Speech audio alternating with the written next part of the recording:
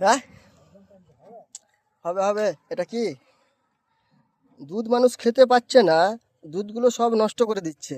এতগুলো দুধ জমিনে ঢালছে, বলছে জমিনকে আগে খাওয়াও তারপরে নিজে খাও।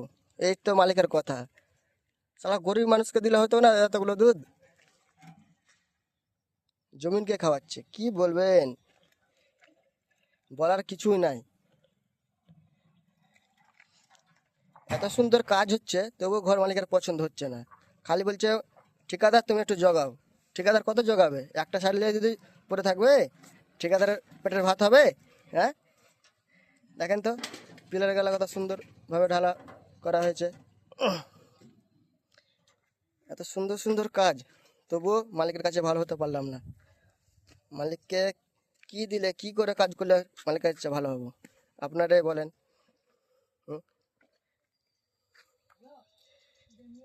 কিরে, কাজ সব ভালো চলছে তো? মামা এই মাঘ মধ্যে